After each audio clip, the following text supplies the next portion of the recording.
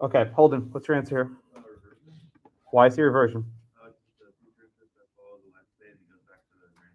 Excellent. Okay, that's even better than 95%, 98%. I think we are on the right path. Everyone with me so far? All right. We're going to go a little bit out of order. I know I assigned today the stuff on the defeasible estates. We'll get there, not right away. I'm sure you read that and think, oh my God, what the hell is this, right? Again, I think the book presents material not in the best order, but I give it to you because that's what the book does, but I'll sort of jump around a bit. All right, so let's start with some examples, and let's think more carefully about remainders. Okay, so far we've talked about two future interests that can follow a life estate: the reversion and the remainder. Okay. What I want to do now is expand on your understanding of a remainder. So far, remainders have been simple. It's a future interest that follows a life estate, goes to a third party. It gets a little bit more complex. So let's start with example 1A, right? Familiar one we've done 100 times before. Blackacre from Ollie to Alex for life. Okay. Ollie begins with a fee simple. He gives Alex a present interest in life estate. But Ollie reserves for himself a future interest in reversion in fee simple. Okay. Why is it a reversion? Well, it's a future interest that follows a life estate and goes back to the transferor. Okay. Everyone with me? In every case we've done so far, we've only dealt with life estates as the sort of the first stepping stone. But I want to change up a bit. Look at 1B. Everyone see that? I'll make it a little bit bigger. 1B. Right? 1B is a little bit different. It says Blackacre from Ollie to Alex for a term of 10 years. 10 years. This is a concept of a leasehold, right, which is referenced in your readings. A lease is something that I think almost all of you have had, right? So everyone had a lease at some point in their life?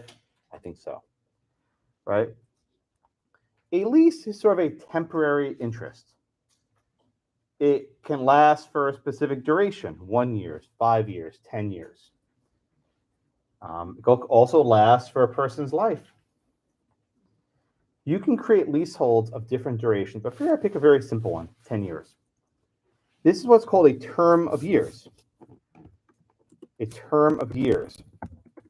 And here the term is a decade, 10 years. Okay? A term of years.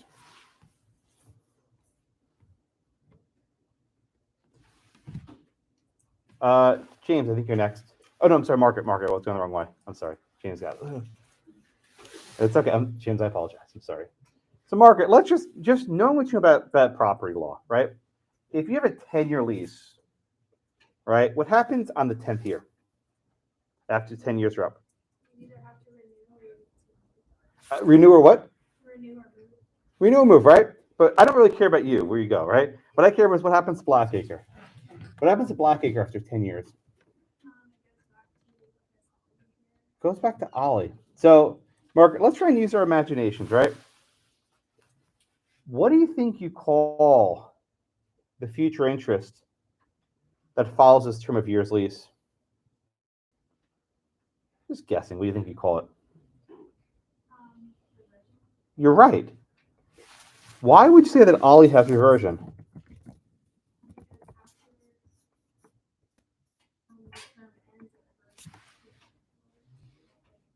Okay.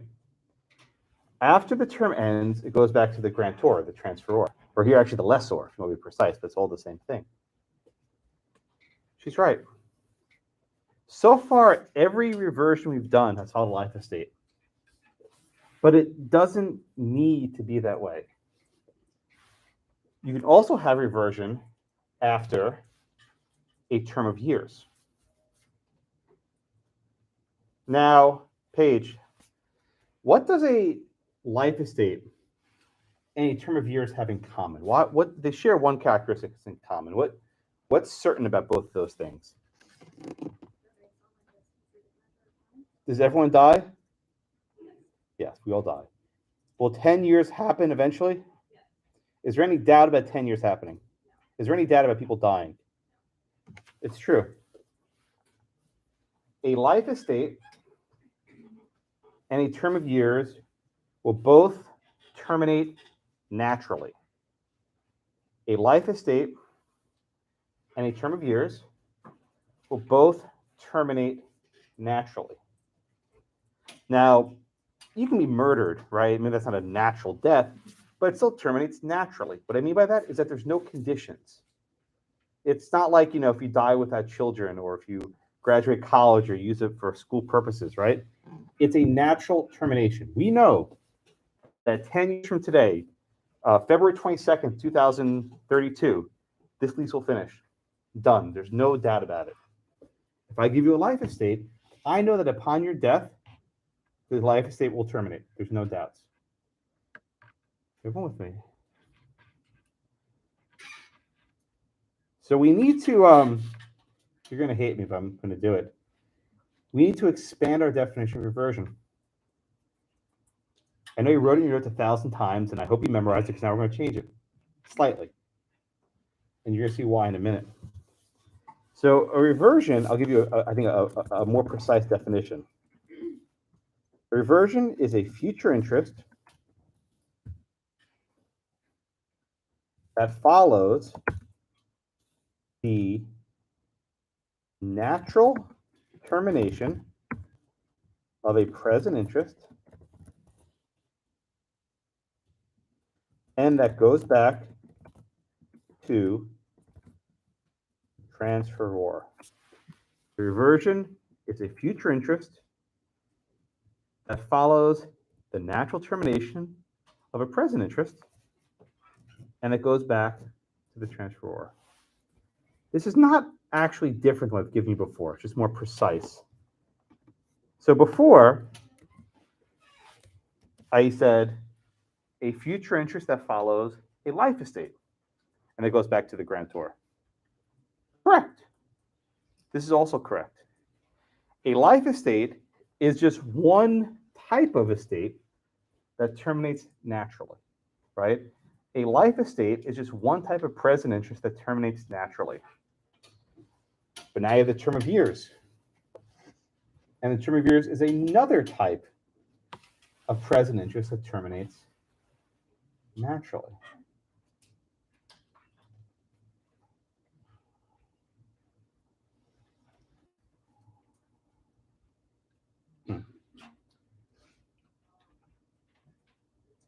Everyone see what I did there, right? I just changed life estate to a present interest that terminates naturally. This definition is very similar, but a little more broader. It captures more estates. Why does this matter?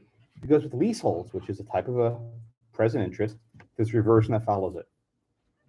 But it terminates naturally. How does this change your sort of way of thinking? When you're looking at whether there's a remainder or reversion, you can't rely on there being a life estate. Right? In the past, you said, okay, life estate, check, check, check. That's why I always made you focus on remember the first part, is there a life estate? I always made you focus on that part. You need to look now more specifically, is there an estate that terminates naturally, which can be either a life estate or perhaps a term of years, or maybe something else we'll do later. All right, this is why there are those two steps, and you all want to skip the first step, so if you don't skip the first step, now you know why. You need to see, is this terminating naturally? It's not enough to say the future interest goes to a third party, or goes back to the transferor. You need to say, is this terminating naturally?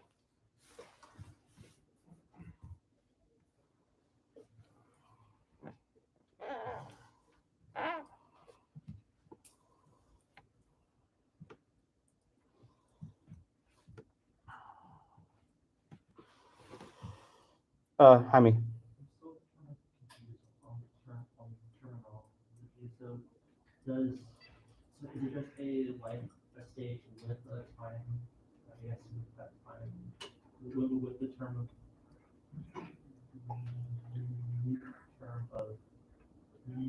years? So in this question, right? Alex has a present interest. Yeah, I'll write it out. Alex has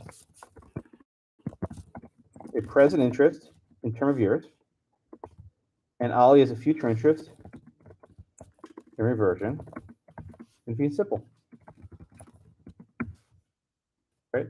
And we know it's reversion because it's the future interest that follows the natural termination of present interest. That's Alex's term of years. And it goes back to the transfer who's Ollie. Does that answer your question? Yes, Tiffany. So when the present interest is a life estate, then I'd like you to use the definition given you now, because there are going to be many different types of present interest that terminate naturally. Life is the easiest one. Term of years also, there can be other ones. I have to sort of give you this sort of simpler definition for the first 2 or 3 classes, so it makes sense because you're not going to know why each of those things. But it's really about terminating naturally. We'll do a lot of estates that do not terminate naturally, and it cannot be reversion. Right? The biggest difference you'll see between reversion and other types of interest is there a natural termination. If you have you read ahead for class next week, or next class with executory interest, those are not natural terminations. So deciding if it's reversion, remainder, executory interest depends on is this termination natural. Again, if I murder someone, right, that might not be a natural death, but still a natural termination of the estate. Don't. Someone says, "Well, don't get murdered." That's criminal. That's not here. I don't care about people being murdered. If you're dead, you're dead. I don't care how you die. It doesn't matter to me. If you're dead, you're dead. I mean, I care, but not really.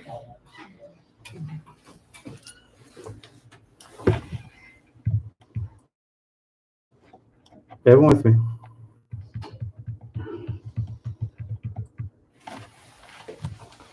All right.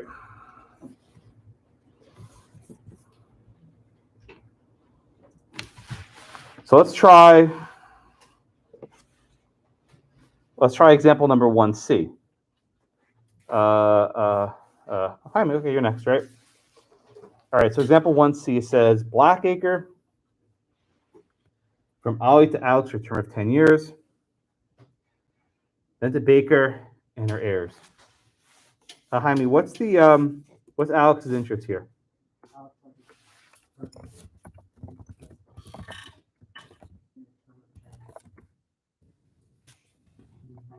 Very good, thank you. Present interest in term of years, and it's actually 10 years, but that's fine. All right. Jaime, what's the future interest here?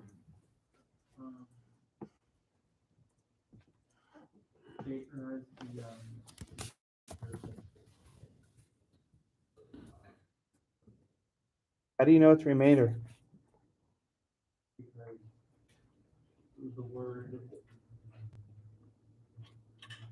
What were the 2 rules I gave you for deciding something's remainder? Don't do, please, not just for you. Don't just say, oh, the comma then. I can put comma then for a lot of things.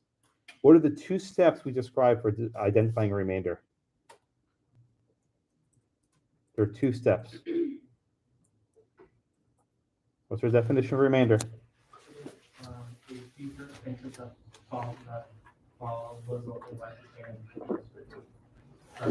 A future interest that follows a life estate and goes to a third party. I mean, is there a life estate in 1C?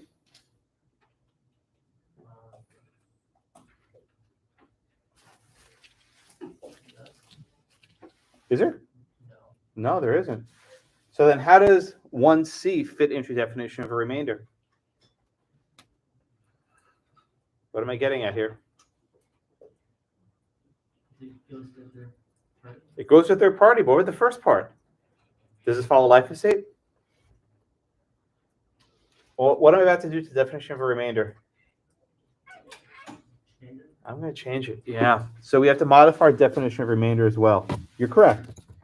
It's remainder in fee simple. That's exactly correct. So we got to revise our definition. The remainder is a future interest that follows the natural termination of a present interest and that goes to a third party.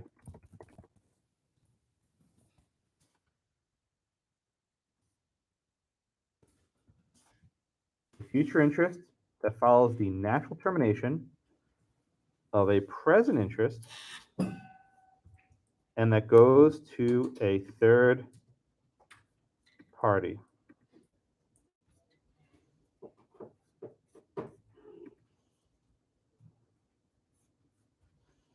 And everyone sees why I did that, right? Because in example 1C, there is no life estate. But look at our definitions for reversion. Can you see both these at the same time? I know the plexiglass makes it harder to see things. Everyone's supposed to see both definitions at the same time. Reversion and remainder. Right? Reversion and remainder are not only going to follow life estates. Reversion and remainder will also follow any type of present interest that terminates naturally. We still look at the second factor. Is it going to a third party, going back to the transfer? That's the same. But you cannot skip the first step. This is why it was so hard on you guys last week when you tried to skip the first step. Or even just like, oh, comma, then. Trust me, if you do that, you'll get them wrong. You're going to lose your way.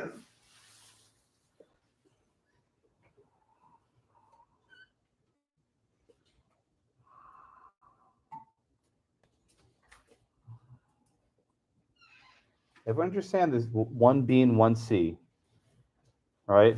1B and 1C. With 1B, it's a reversion because it follows a natural termination, term of years, and goes to a third party. In 1C, it's a remainder because it follows a natural termination and goes back. Oh, I said it wrong. Damn it. In one, see, it's hard. It's tricky. In 1B, it follows a natural termination, term of years, and goes back to the transferor. In 1C, it follows a natural termination and goes to the third party, Baker. Nothing's new. I've not actually changed the questions. You've done these questions 100 times. I've only modified what the natural termination is.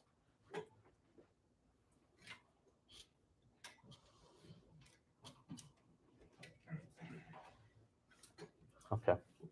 Questions? It's about to get really weird in a minute, so stop me if you don't get this. If you look at 1D, you can start quivering.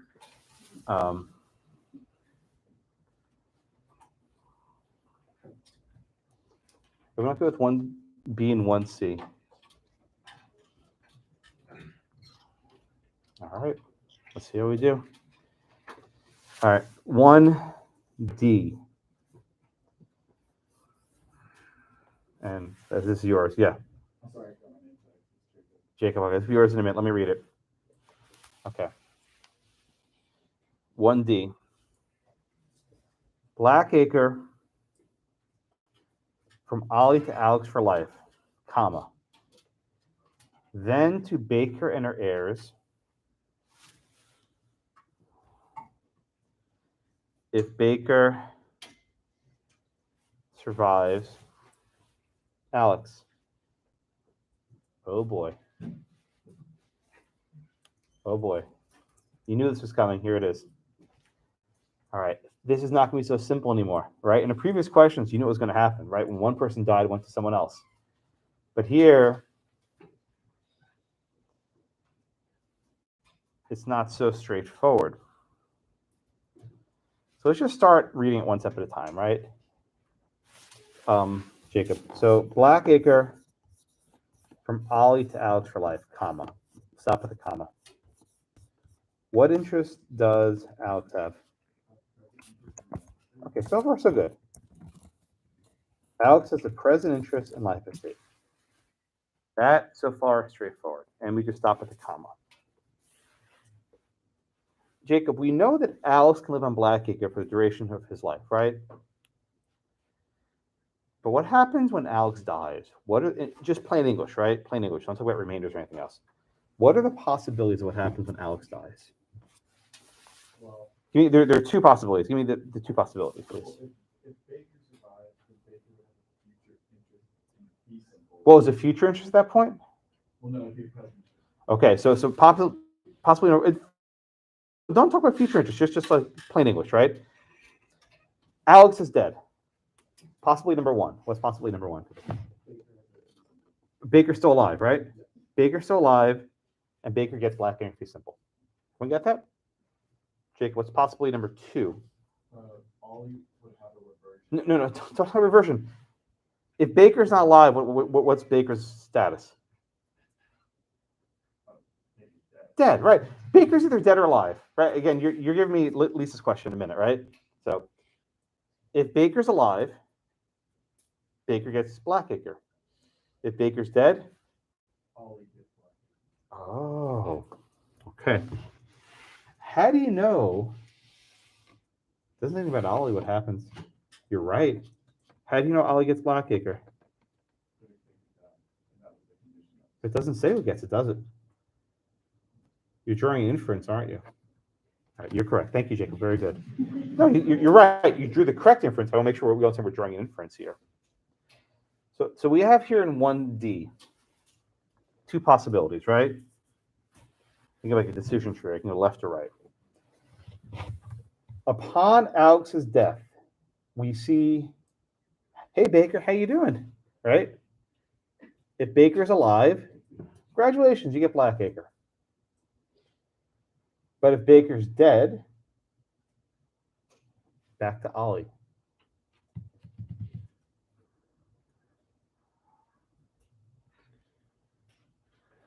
All right. So how do we characterize this in the language of law?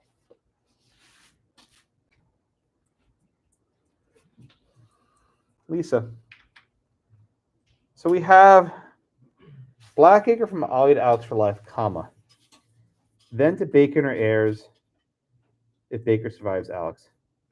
Let's say I deleted these words, right? If Baker survives Alex, I just deleted them for a minute. I'll put them in bold just so we can separate them. Lisa, if I deleted everything after the if, what would Baker have?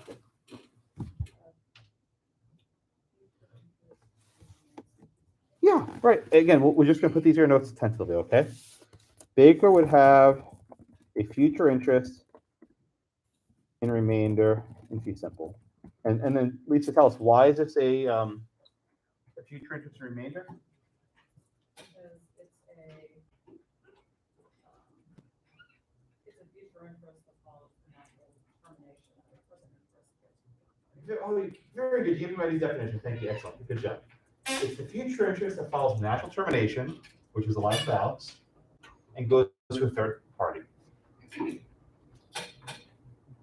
Lisa, here's your bonus question. Does those four additional words, if Baker survives Alex, change that, whether it's remainder or not? Does that change your answer? No, it doesn't. Still a remainder. It's still a remainder. We'll get later in class what kind of remainder it is. We'll get there in the next 20 minutes or so. But it's still a remainder. Baker still has a remainder in this question. But, Zach, what do we now have to account for? Right? Is there 100% certainty that Baker will get Blackacre? No. What happens if Baker's dead? Baker's dead, then it reverts back to all. Don't say reverts. Okay. I didn't yell at her, but I'm going to yell at you. Don't say reverts. We're close to where I want to go. So it goes back to. Okay. So we have to characterize what is Ollie's future interest here. Simple determinable. No, that's not correct. We didn't even cover that yet. That's not good. Well, what do you call? Zach, be very careful here. At what point does Ollie get Blackacre? After what happens? What has to happen? Just talking plain English here. Baker doesn't survive Alex. So Baker's death. So Ollie gets it after Baker's death. And it goes back to who? Who is the, Transfer. what do you call a future interest that follows a termination of a life estate and goes back to the grantor? A reverse. So what does Ollie have? A future interest in reversion is fee simple. That's correct.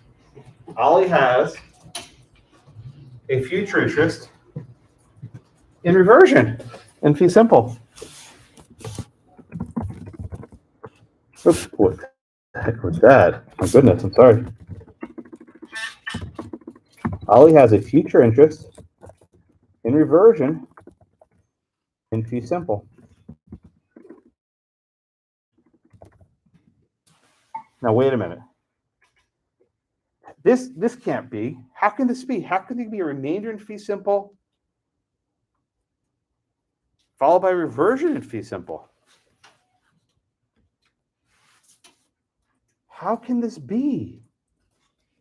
Shadi? I think you said earlier, there could be more than one future interest. There can be. You can have multiple future interests. But what's unique about Baker's future interest here is it's not certain. It's not certain to vest. It may or may not vest. Likewise, Ollie's reversion is not certain. It may or may not happen. We don't know what's going to happen here. We won't know what happens until Baker dies. Right? Only at the point of Baker's death, then do we figure out what's going on with this estate. Either Baker's going to have it in fee simple, or it's going to go to Ollie. This is why it's so important for you to actually go through those two steps. So I gave Zach a hard time, but the only way you know this is reversion is because it follows Baker's death and goes back to the transfer. That's reversion. It's not obvious. This says absolutely nothing about Ollie, but you need to just walk through step by step. Who's alive, who's dead. Now, the reason why I don't want you saying the word reverts is there's something called a possibility reverter. Okay? There's something called a possibility reverter, which is in your notes from today's reading. It should be at least. Many of you will want to call what Ollie has a possibility reverter. Why? Because literally it's a possibility reverts back. It might happen, might not. Do not confuse them, please. There is no possibility of reversion. That is not a thing. You will write that in the midterm, I promise you. Some of you will do it. No matter what I say, it won't matter. There is no such thing as a possibility of reversion. A possibility reverter is something completely different. We'll do that next class. This is simply a reversion that may or may not actually vest.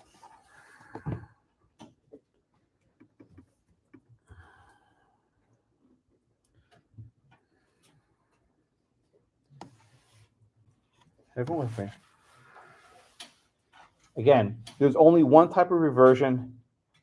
We don't know if this reversion will vest or not. We just call it a reversion. But there are two kinds of remainders. Actually, more than two kinds, but we'll start with two. There are two kinds of remainders. And these remainders will tell us whether it's certain to vest or not.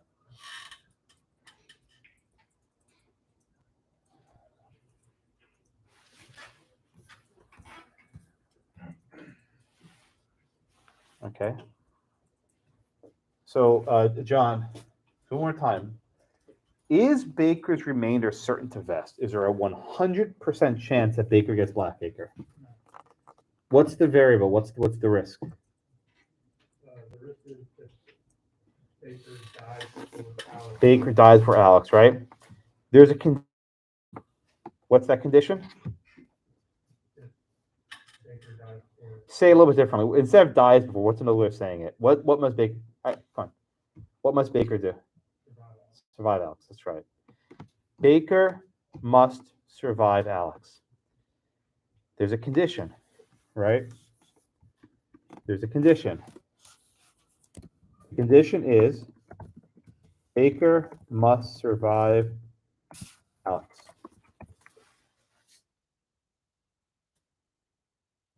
Did you study in contracts, condition precedent? Does that sound familiar? Okay. This is what's called a condition precedent. Right? A condition precedent means a condition that comes before transfer, right? Pre meaning before, right? Precedence precedes. A condition precedent, okay? A condition precedent is a condition that must happen before Baker gets Blackacre. Baker gets Blackacre. The condition precedent is a condition that comes before Baker receives Blackacre. And what's that condition?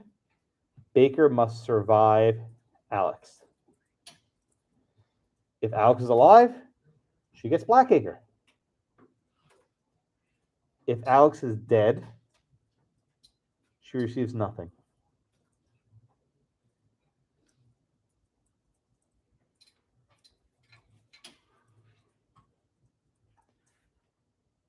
Everyone with me?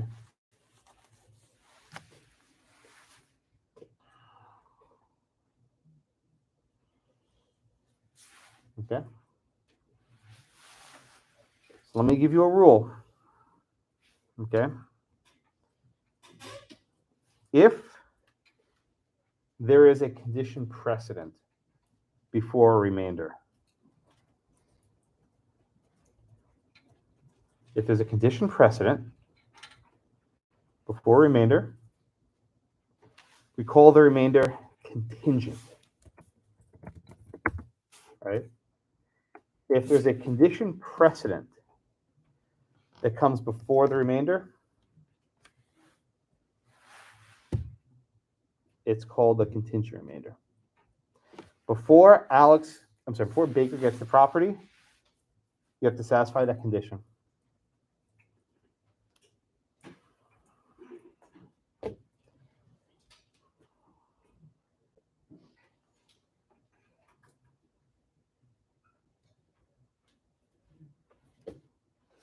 All right, so again, look at 1D.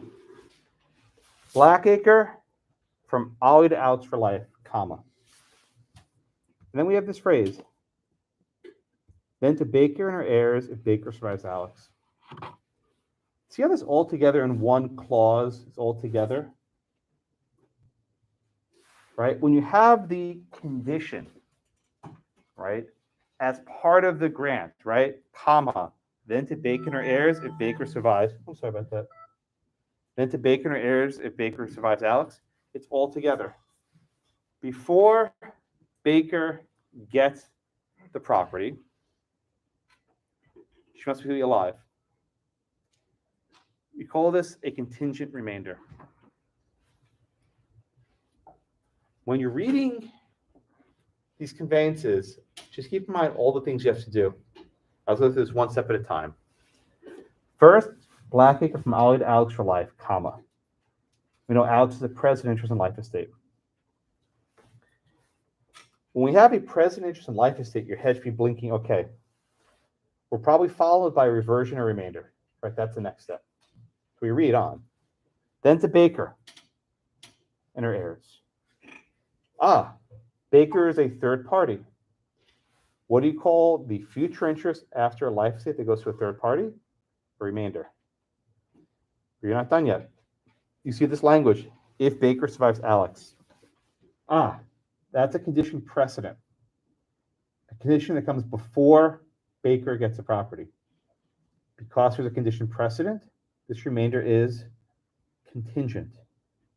And if we have a contingent remainder, we're not done yet, because it may not happen. What happens if the condition fails? It's got to go somewhere. It goes back to Ollie. What do you call that?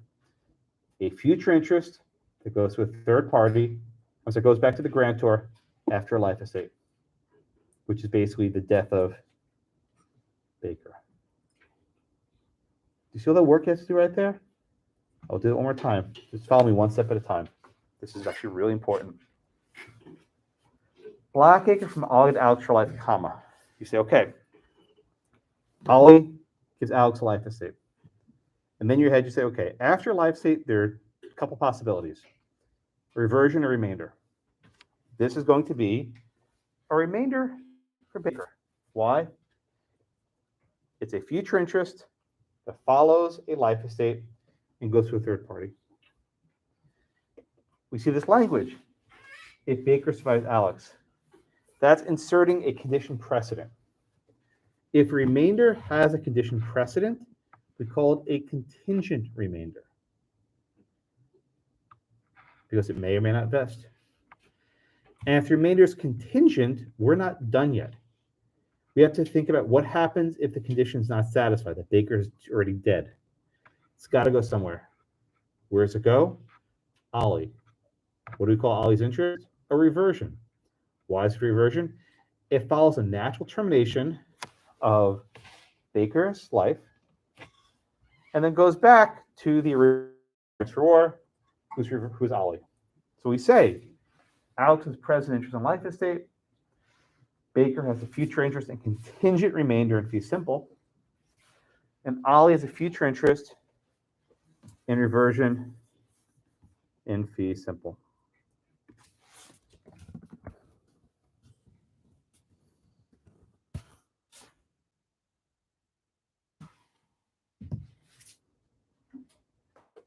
That's a lot of work, isn't it? It looks like just one sentence that took like a minute to walk through. This is why if you look at the midterm, it's so damn short. It's, it's a couple lines. But you might spend 20 minutes on one of these questions. All right, let me stop here. Questions? Yeah, John? Do we need to attach the condition onto our sentence? I would, and I would say condition precedent. You want to know why? Because later we'll have condition subsequence, right? You also have a condition subsequent, which is not a condition precedent. You're going to need to decide, is it a condition before or condition after? That's not always clear. So I would just write out, you have a condition precedent, and the condition precedent here is the Baker surviving Alex. Spell it out. At least now for beginning. If you guys get so smooth, you do it in your head, God bless you, right? But at least at the beginning, show your work. Remember, like elementary school, to show your work, we do math. Show your work here. It will help you.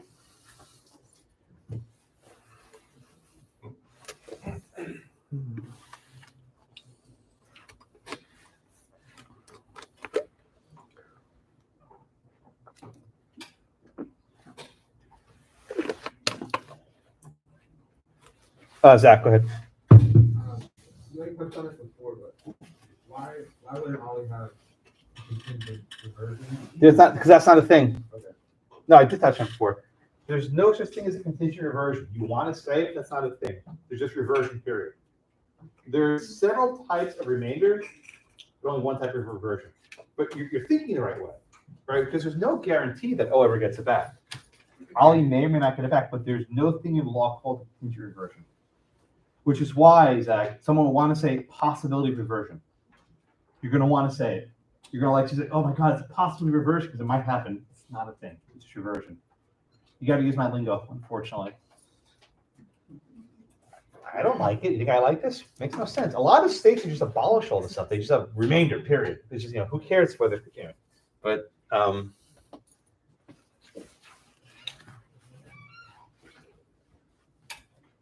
Okay. everyone with me. I don't believe it, but I'll move on.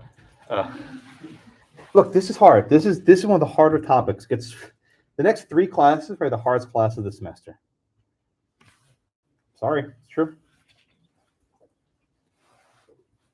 Okay, I'll move on. And if this isn't clicking, go back and watch YouTube later. Just go watch this again with this document in front of you. Where am I up to? All right. So far we said a remainder is contingent if there's a condition precedent. There's another way for a remainder to be contingent. There are 2 ways, there are 2 paths. So let's look at 1E before Frank in a minute. Blackacre from Blackacre from Ollie to Alex for life, comma, pay very close attention to your commas. Blackacre from Ollie to Alex for life, comma, then to Baker's children. Oh, that's new. That's new. I didn't do that before. And I'm telling you now, at the time of this conveyance, Baker has no children. Ooh. So, Frank, let's walk through this. Just plain English, right? Ollie's dead. What are our two paths? What are the possibilities of what might happen here? Ollie's dead. Yeah, what happens? So if Baker has one or more children, it goes to them, right? Might have one, might have 10, who knows? Might have, octuplets, right? And what if Baker dies childless? Or Ollie. Ollie still might be alive, right? Okay, that's correct. So this is different, right? We don't know for sure what's going to happen here. We need to sit and wait for Ollie to die. And at that point, we look to Baker. We say, Baker, I'm sorry. Thank you, whoever corrected me. So the math, I don't hear the voice, but thank you. You're correct. We're just waiting for Alex to die. Thank you. We're waiting for Alex to die. Upon Alex's death, we look to Baker and say, hey, Baker, do you have any kids? At that moment, if Baker has children, one or more kids, congratulations, your kids inherit Blackacre. If Baker has no children, then Ollie gets back. Is everyone with me? All right, so Lexi, let's walk through this one step at a time. So in example 1E, we say, what is Alex's interest here? Yes. Alex is a present interest in life estate. Okay. How would we characterize the interest of Baker's children?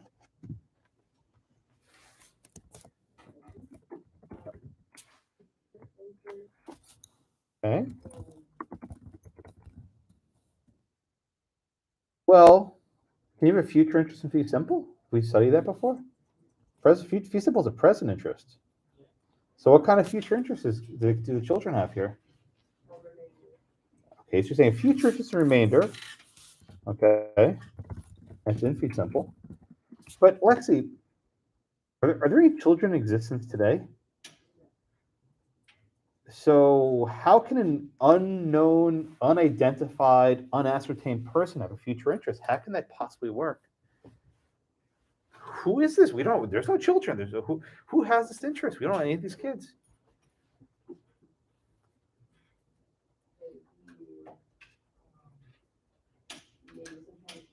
I got to talk a little louder. I'm sorry. Is it a type of condition? Well, is there a condition? Do you see a condition in this conveyance? Well, I guess it's kind of a condition that the children need to be alive. Oh, that's very good. You're actually anticipating 3 questions at once, which is very good. Thank you, Lexi. Okay. There's no condition stated, right? Just compare 1E and 1D. See this word if, right? If is what's called a conditional word, right? Remember in logic in like 8th or 9th or 10th grade, if P then Q, remember that? Bringing you back, do you still do that? P's and Q's? Anyway, if this happens, then this happens, right? Maybe I did this in 9th grade, 10th grade, right? If P then Q, that's a condition precedent. But Lexi's saying, look at 1E, there's no condition there. It just says, then to Baker's children. But we know what that means. We know that Baker has no children. So we're going to say, basically, if Baker has no children at the time of Ollie's death or Alex's death, then it goes to Ollie, right? we could rewrite this. We could rewrite this and say, Blackacre from Ollie to Alex for life. But if Baker has no children, to Ollie, we could say that. That's something else. If you put the word but if in there, it means something very different. But Lexi said we're following our rules, right, Lexi? What are our 2 rules for remainder?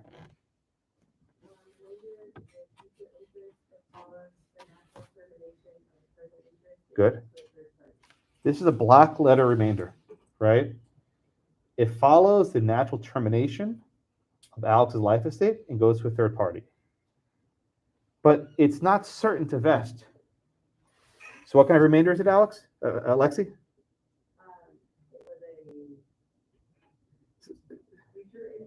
You're correct, but we described a different type of remainder a minute ago. What kind of remainder was in 1D? No. But there's no condition precedent here. What kind of remainder is this called? That's correct. All right. I'll explain this in a minute. Baker's children have a contingent. Baker's children have a contingent remainder. Okay. Baker's children have a contingent remainder. Why is this contingent? It's not because there's a condition precedent. There isn't one. You have to sort of make one up by reading it, but if you actually read the conveyance, there's not a condition precedent there, right? I know you're all very smart, but unless you see a condition precedent over here, don't assume there is one. Read the sentence. But there's another problem with 1E. The children are not ascertained. They're not identified or ascertained. They mean the same thing. Or named, right? We don't know who these children are. If you give a remainder to someone who's not identified, we don't know who they are, it's a contingent remainder. If you give a remainder to someone who's not yet ascertained, identified, known, it's contingent. So the most common example, if you give a remainder to someone who's not born yet, it's contingent, right? A person who's not born is not yet identified. They don't have a name. I mean, you can name a baby in the womb, I suppose. You can do baby naming parties to blow stuff up, right? The gender reveals, that's it, right? You can name. We did not do that. You can name children, right? So to Baker's children, but these children are not identified. They're not ascertained. That's the key word. If you give a remainder to someone who's not ascertained, it's contingent because Baker may never have children. Or maybe Baker has children who die before Alex.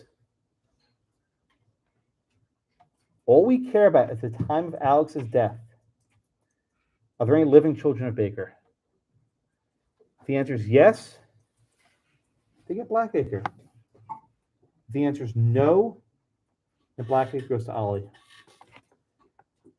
But again, this is not a condition precedent, and I want you to just put that in your heads very clearly. There's not a condition precedent. Instead, what we have is a remainder to an unascertained person. They're not ascertained. And because they're not ascertained, it's a contingent remainder. John, was your hand up? Ben. I don't want to get too far ahead, but if I am, but what happens if Alex dies and then Baker has no kids, but then he has kids? Doesn't matter. It's at the time of Alex's death. Okay. At that instant in time. Right? If there's any gap in time, and I'll answer your question, I'm not going to like it, but I'll answer. Let's say there's a waiting period, right? It says, within 10 years after Alex's death and Baker has any kids, that may not be a remainder because it doesn't follow naturally. there's a gap in time. Right, And if there's a gap in time, someone's got to hold it. right, And that's going to be Ollie, actually. right, You don't want to do it. That's something we'll do that next week. Give an example very similar to that next week. But everyone, the reason why this remainder is contingent, because the children are identified, they're not ascertained. So when you're looking at a remainder, you have to sort of think, is this remainder contingent? Right, and there are going to be two questions, right? First, is there a condition precedent? Is there a condition precedent? If there's a condition precedent, then it's contingent remainder. And our second question is the remainderment, the person holding the remainder, ascertained? Is the remainderment ascertained? If they're not ascertained, the remainder is contingent.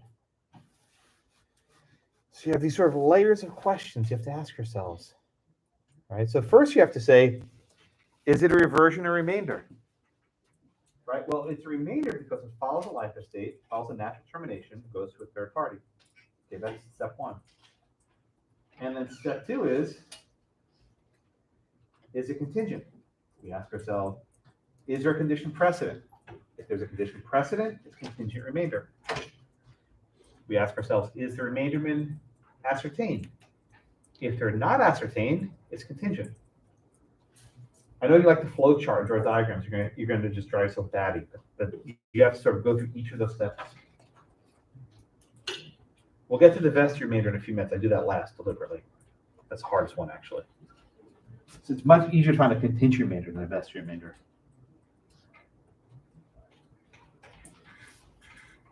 So for example, 1B, would you say bigger children have a future interest in contingent remainder than another person in Leasehold? No. I would say what I wrote. It's okay. Stick that. I mean, you don't put that sort of detail in the actual description. You can say the reason why it's a contingent remainder is because the children are not ascertained. That's what you would say in your explanation, but this is the sentence. Alex. Does the word children make a difference in heirs? So like, Oh yes. What's the difference, Alex, between a children and heir? so like if Alex dies and Baker has grandchildren, all of his children are dead, then they- Grandchildren are not children. Grandchildren are heirs for sure, right? But they're not children. And again, this is how I can trick you. Baker may have kids who die before Alex. That doesn't count. Right? Baker's grandkids will not inherit because they're not her children. It's only the children, not the heirs. Very, very good point.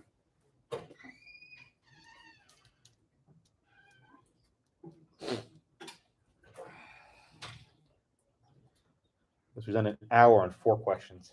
This is how this rolls. Callie? So we're not done here. So we say that Alex has a present interest in life estate, and Baker's children have a future interest in contingent remainder. I forgot in, I'm sorry. In contingent remainder in fee simple. Callie, what happens if Alex dies and there are no kids for Baker alive? What happens to Black Baker? Is it louder, please? What do we call Ollie's interest here? Why do you call it reversion? And thank you. Correct. Correct. See, everyone always skips the first step, but you need to do it. Correct. Thank you. Ollie has reversion in fee simple. And the reason why it's reversion is it follows a natural termination, right, of Alex's life estate. And then it goes back to the grantor. Right, to Ben's question before, there's no gap in time. It's immediate, right? As soon as Alex is dead, we say, up, Baker have kids? Nope, boom, goes to Ollie. Is it a contingent reversion, Callie? Why not? Thank you. God bless you. Yes, excellent. Good job. You didn't fall into my trap. I hate asking trick questions. It's actually wrote the mask it for something. I can't bluff for anything, right? So at least the mask it for something. There's no contingent reversion. It's just reversion, period. It may or may not happen, right? We don't know if it will happen. We won't know until Alex is dead and we check whether Baker has any living children. And I think this means children who are alive, not children who are in the womb. I think this would probably mean people who are alive. This wouldn't be, Baker was pregnant or something, right? That wouldn't be enough. Although that could be children that's actually a question, but I think it's better to be living children.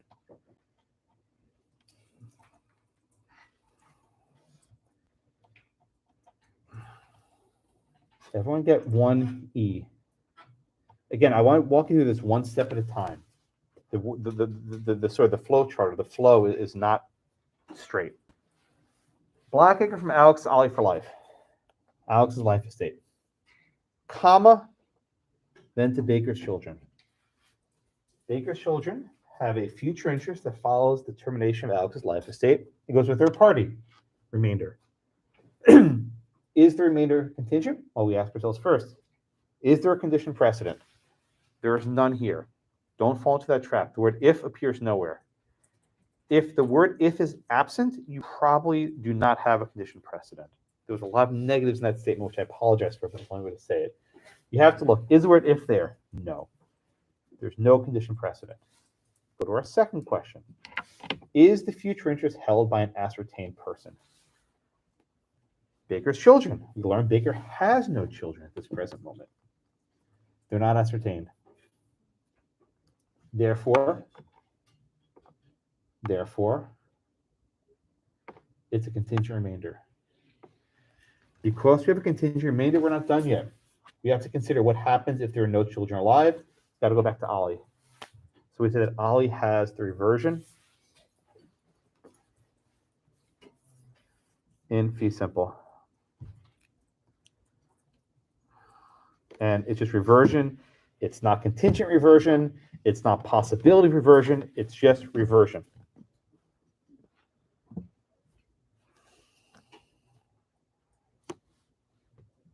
I was gonna ask, do we have to show our work? Yes. Yes. Please. If not for my sake, for your sake. Yes, Leah. So how do you explain that the reversion, Ollie only gets the reversion if the children are alive without explaining the reversion as contingent? Because that's not a thing. You can't call it contingent reversion. You can say there's no certainty that Ollie gets the reversion. That's called reversion. Just don't give it to temptation. There's no thing as a contingent reversion. It's not a thing. And the reason why is, I'll explain maybe next week, but it's not a thing. I'll just tell you now. I didn't want to do it, but you guys asked such good questions. I have to answer your questions here. The courts do not like contingent remainder because we're not certain. So over the years, the courts developed doctrines that destroy contingent remainders.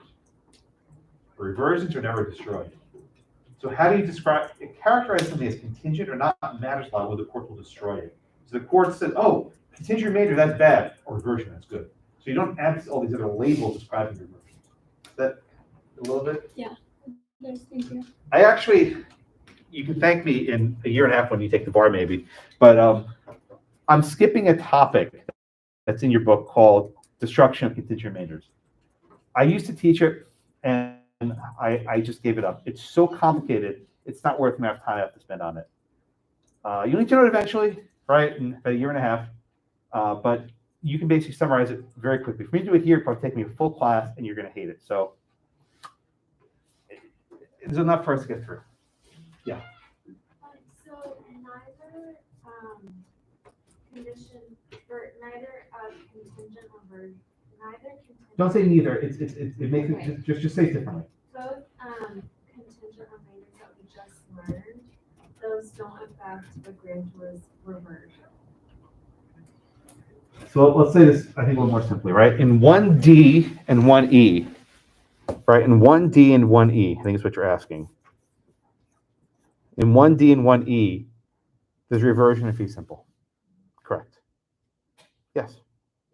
when you have a contingent remainder, there's got to be something that comes after it. It will not always be reversion. Look at 1F. We'll get there in a minute. But there's something that comes after it. There's got to be another future interest lingering. Shadi? Is it wrong for one to say all we have is future interest in reversion? Did I not say that? I'm just trying to understand. You're right. I didn't spell it out. Thank you for reminding me. Ollie has a future interest in reversion. I mean, it's sort of redundant because reversion is always future interest. But you're right. I should be precise. You know.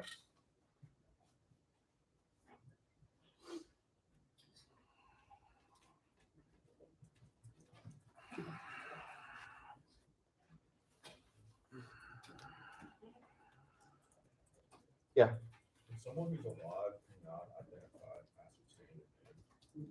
abstaining? If you're alive, you're ascertained. You're named, right? If someone has a name, they're ascertained. But yes, good questions.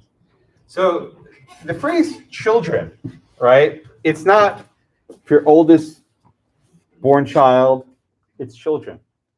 So let's say that Baker has one kid, and that kid inherits everything. And then Baker has a sister, or gives birth to a sister, then there's 2 kids. And then Baker has triplets, and there's 4 or 5 kids, right? This is what's called a class gift, CLASS, a class gift. Why? Because the class or category of people can expand. As more children are born into that class, more people will share black cake, right? So it's possible to have perhaps one living child and several other kids that are not yet born. We'll do that a little bit later. But as it stands now, I tell you there are no kids, there are no kids.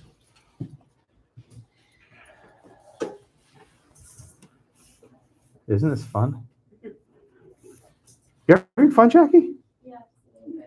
Good. You're a sadist like myself, right? You enjoy. I used to hate this. I'll be honest. I used to hate it, and I actually grew to love it. I just maybe I'm a masochist, but I used to hate this topic. Teaching it was so hard, but I've gotten into it. That's true. But I never forgot how I felt as one else sitting in your seats. Like, what the hell is going on? I just had this just look of like, what's going on? I figured it out. Actually, I think I took property 2L years, so I was a little bit older, but same idea. And we only had one property. It was 4 hours of all property. It was into 6 hours spread across 2 classes. We have 2 smart. We have 2 Civ Pro. We have 2. I had torts, just 1 torts, 1 property, 1 crim. I think we had 2 contracts. That was about it. Anyway, all right, everyone with me. All right. We can do 1F now. Okay. Yeah, let's do 1F. 1F. And this is going to be for, I can't see it. Yeah, there it is, Aaron. Okay, I'll get you in a second, Aaron. All right, so 1F.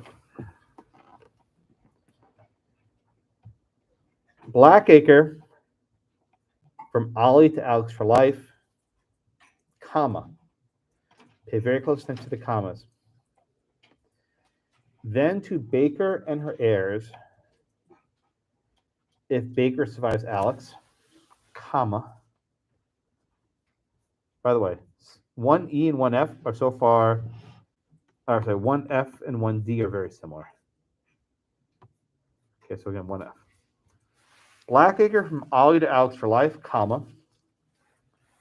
Then to Baker and her heirs, if Baker survives Alex, comma.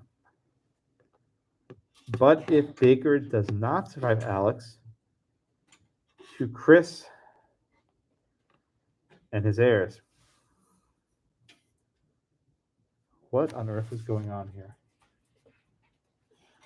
All right. So, Aaron, let's take this just one step at a time, right? What's Alex's interest here? Okay, good.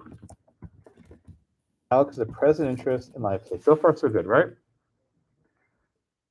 We get to the comma. Comma then. What's the future interest that follows Alex's present interest, Aaron? Baker would have a future interest. That's a perfect answer. Please tell me why. A future interest in contingent remainder in fee simple. Please tell me why. Because Baker's, his interest would be if, if Baker. Well, first off, why is it remainder, not reversion? Because it's not going back to. What are our two questions we ask ourselves? Besides something's a remainder. Because it's a future interest that follows the natural termination of a present interest. And what's that present interest? And what's that present interest that naturally terminates? It would terminate Alex's life estate. Okay. And what's the second criteria? That it would go to a third party. Okay. So it's a remainder. It's a future interest that follows the termination of Alex's life estate. Check. And goes to a third party. Check. So it's a remainder. All right, Aaron, the next question for you. Why is this remainder contingent? It's contingent on if Baker survives. No. What are the two factors you look for to decide something's contingent? If there's a condition precedent or. Okay, stop right there. Is there a condition precedent? What's the condition precedent? That Alex has to die. Well, more precisely, not just Alex dying. Actually, that's not correct. What's the condition precedent? If Baker is Alex. Baker survives Alex. Okay. So we look right here. Look just at the text, right? The condition is in the same clause, the same. When I say clause, you know what I mean? It's a part of a sentence, right? There's commas. There's a comma here and a comma here. That's a single clause. CLAUSE. Not like Santa Claus. There was that movie. It's a Malin, right? But this is a clause, right? The condition is in the same clause. It's a condition precedent. Before Baker gets it, Baker must survive Alex. Everyone get that? It's a condition precedent, right? The condition precedent is that Baker survives Alex. Baker survives Alex. It must happen before Baker gets it. So, Aaron, last question for you. I think last question. If you have a remainder with a condition precedent, what kind of remainder is it? It's contingent. Oh, sorry, one more question. I'm sorry, we weren't done. Is Baker ascertained? Baker is ascertained. Ah, so see what's going on here, right? Baker's ascertained. So the second one, it's not satisfied. The person is ascertained. But the first criteria is satisfied because because Baker must survive Alex as a condition precedent. You need to look at both of them. Is there condition precedent? Is the person ascertained? Ask both of those questions. If you do both of them, decide. I didn't mean to jump in here. He said, "Oh, because it's contingent on Baker." Don't say that, right? Look for those two questions, and you'll be in a much stronger position to answer these hypotheticals.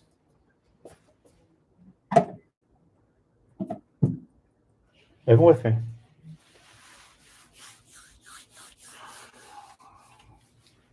One second, I'm not quite done, right? I'll get to you in a second, I promise. So Alex is a present interest in life estate. Baker has a future interest in contingent remainder in fee simple. All right, everyone with me? Okay, Vonnie, go ahead. So in like the scenario with Baker and there is only one party who is getting like the remainder. I didn't get to that one yet. Let me give you another minute and I'll come back to you, I promise. Okay. But we're not done here, right? Elizabeth, what happens if Baker does not survive Alex? What happens to Blackacre?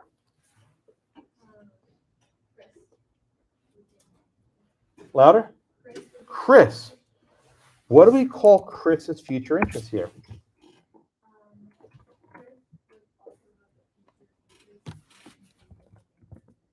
Chris has a future interest in contingent remainder in fee simple. Why is it a kid? Well, first off, why is it a remainder, Elizabeth? It is a remainder because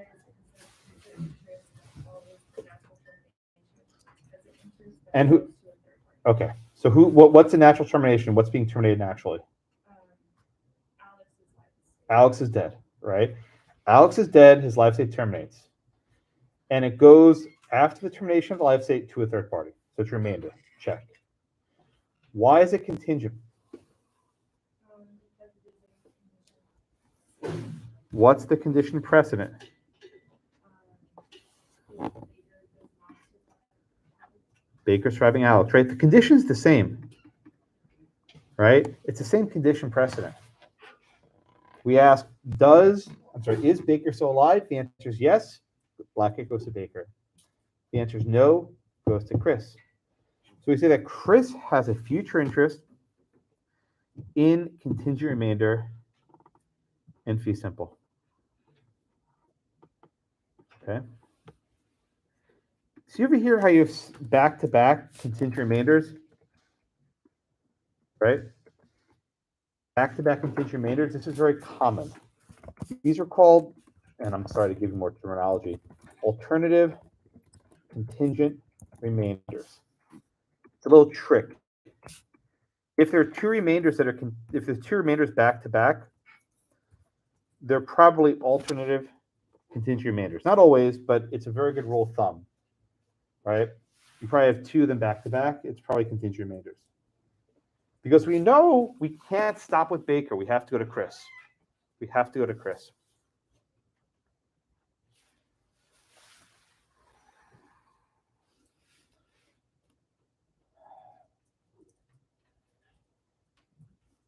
Okay, Avani, I'm sorry. Did I answer your question? Okay, try it again. Okay, so it was more, I think,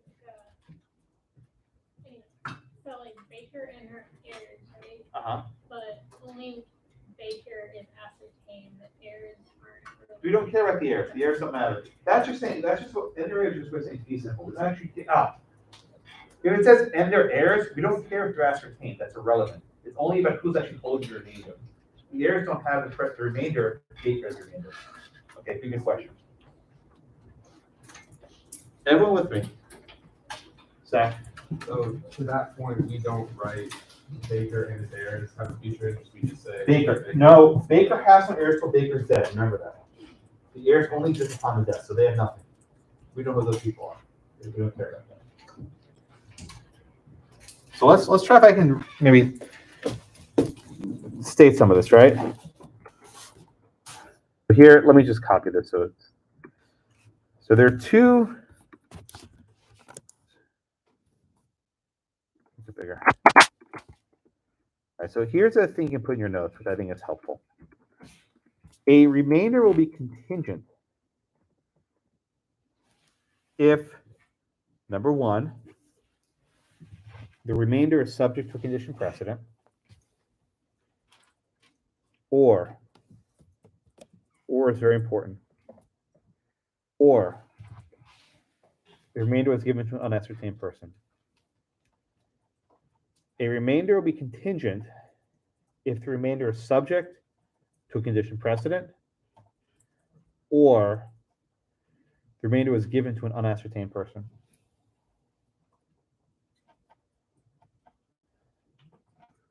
Happy? When we're writing for an exam, do you want us to identify why there is a contingent? Yes, I do. You got to tell me what that condition is? Absolutely.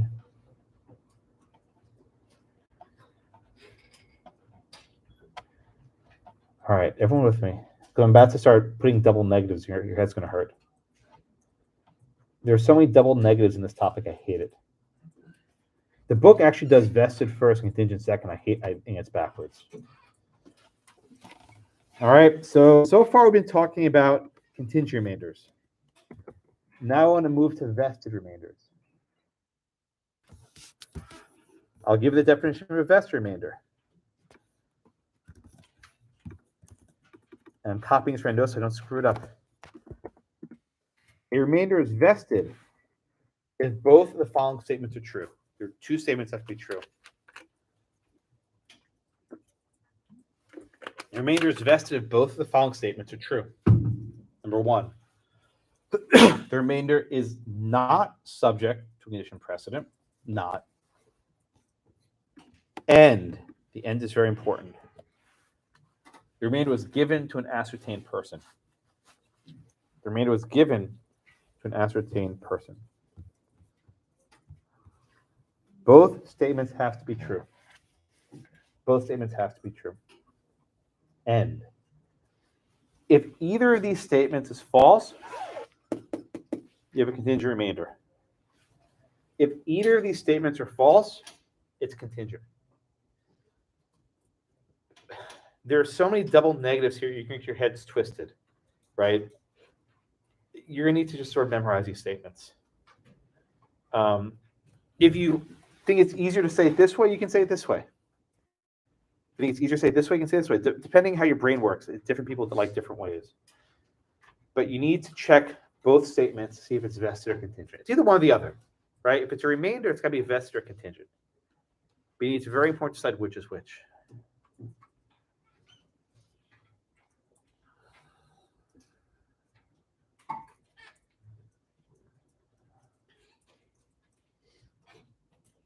It's funny. So remember the topic I said I don't teach anymore? A couple of years ago, we actually had the guy from Barbary come here. And someone asked him about teaching the destruction of contingent remainders. And he basically said, we tell our students to skip those questions. The amount of time it takes to actually study for them are not worth it. So that's kind of what made my decision. It's just they're so hard and they're not worth it that they say skip them if you don't know. Yeah. You have a limited time. Anyway, so that the Barbary president came here a couple of years and gave us that talk. So that's my spiel. But anyway, Laura. On the last example we did about where we were just talking about price, how does the 1D, 1F, yeah. right? Should we also say after we said that Chris had a future interest in contingent remainder simple like the condition precedent is like we did before? Yeah, I said it right here. Yeah, Baker surviving Alex. Right, and then after that we should say same thing for Same for Chris, exactly, yeah. I only listed it once, but it's the same condition, yeah. Which is why if there's one condition precedent, there's probably another one. It applies to both of them, right? Not always, but here, the same condition applies both. I can have a different condition. I can write that question as well, and you have to list them separately. Okay? And when I get through this, I might go a couple minutes over. I apologize in advance, but this I need to finish this with the vested remainders. All right, so let's look at example 2A. Crespin. So example 2A. From Ollie to Alex for life, comma, then to Baker and heirs. We've done this one 100 times before, right? What's Alex's present interest? Alex's present interest in life and estate, good. And what's the future interest? Okay, Baker has a future interest in remainder in fee simple. Correct. Why is it a remainder?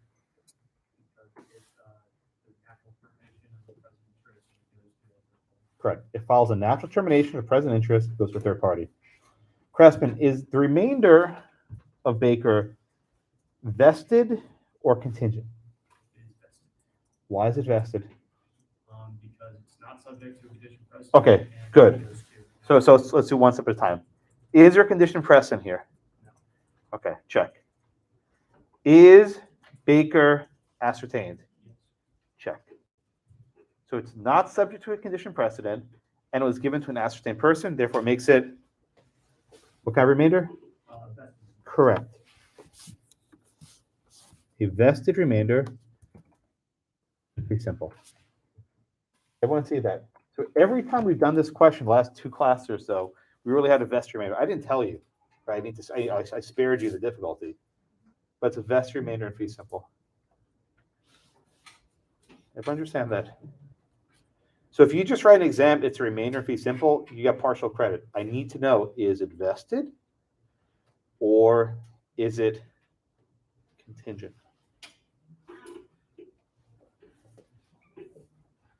Yes, Laura? So is Alex's death there not a condition precedent? No, a death is natural. A death is always such a good question, right? A death is natural, 100%. I don't care if they're murder, it doesn't matter. A death is natural.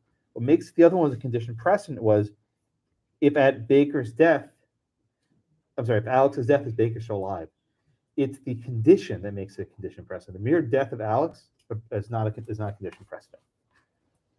That's why I think someone said before the condition was someone dying. It's like, no, that's not right. A person dying cannot be it. Right? I can trick you. I've done this before in the exam. I write, from Blackacre from Ollie to Alex for life, but if Alex dies, to Baker and her heirs. That's still a life estate. Right? Again, if I've done this before. Blackacre from O to A for life, but if A dies, to B. That's still a life estate. I don't care what I call it. It's upon a natural termination. It's a life estate followed by remainder. There's no condition precedent. I've asked that exact question several times before. I trip people up every year.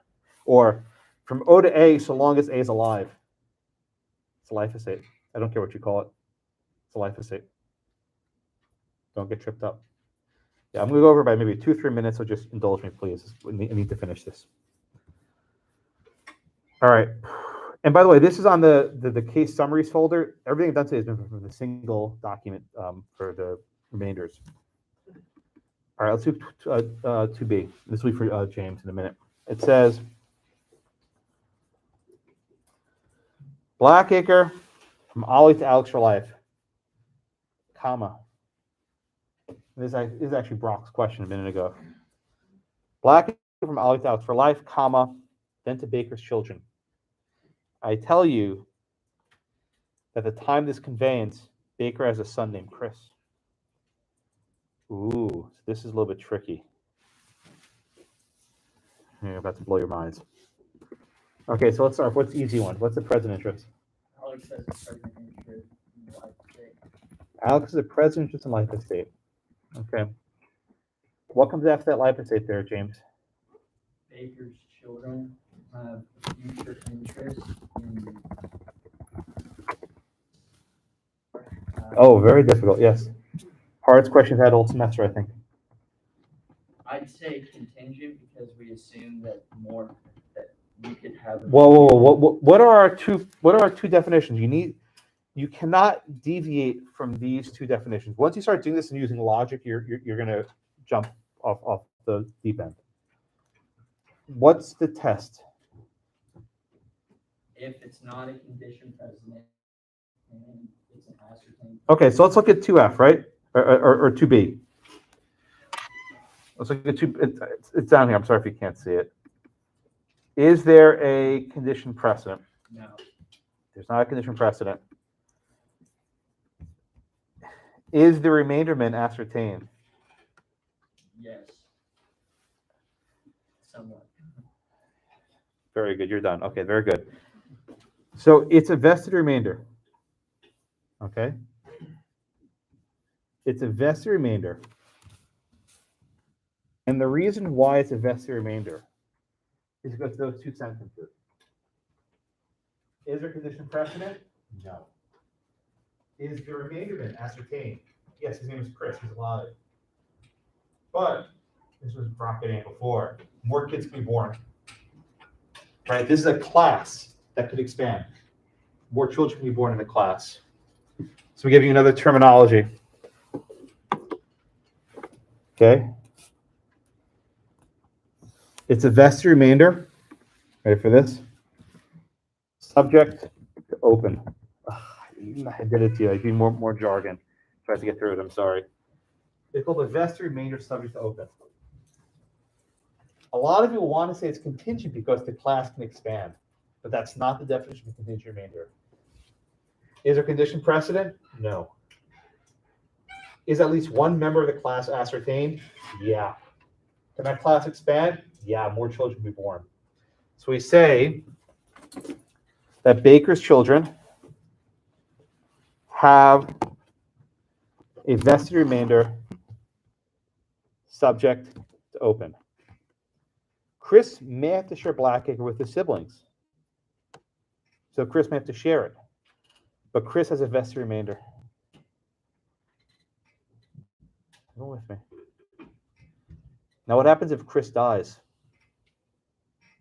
His heirs inherit that remainder. It's a vested interest that his heirs can inherit. That was his. So you see the difference between contingent and vested makes a huge difference. With a contingent remainder for the unborn children, they get nothing. But the vested remainder, Chris is alive, his kids will inherit that remainder. It's a vested interest that his kids can inherit. Well, So the only thing that matters for the time condition in the situation that we have a child, makes one, and then like after that, it's just like, it remains a vested remainder. That's right.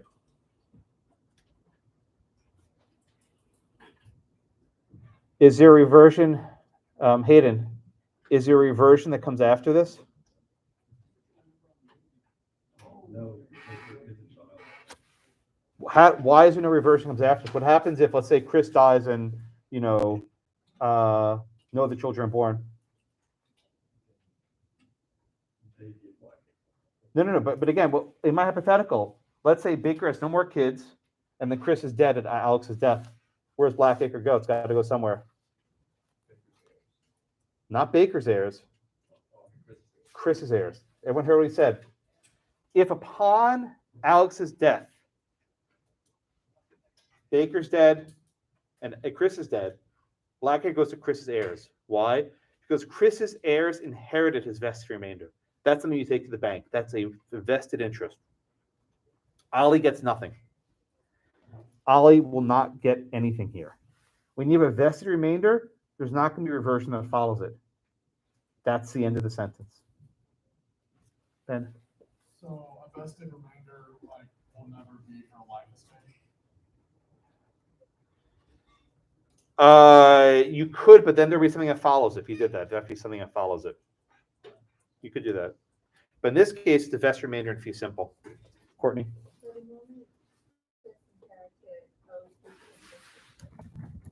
I'm sorry, what? So the moment we inherits, then Ollie doesn't. Ollie has no interest whatsoever here, right? And as I made this clarify, Baker's children have a vested interest in, so future interest in vested remainder subject to open, right? But Chris in particular has a vested remainder. That's his. He can have that. That's his forever. And his heirs will inherit that. Margot? Does it matter if you were to say that Baker just has a son, if you don't name him? Like, That's easier. Okay. Well, Is that still ascertaining then? well, if you say if Baker has a son, let's say Chris is the son and Chris dies, another son can slot into it. Unless you put the person's named, it gets trickier.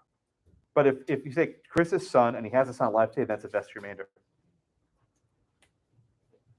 Or son plural, right? That means more can be born. But yes, is there at least one kid alive today? All right, so again, you have to ask yourself, life estate. Okay, remainder follows it. Remainder follows the natural termination, goes to a third party. This is vested or contingent. There's no condition precedent, and at least one child's ascertained. It's a vested remainder. Period. Done. There's no reversion that follows it.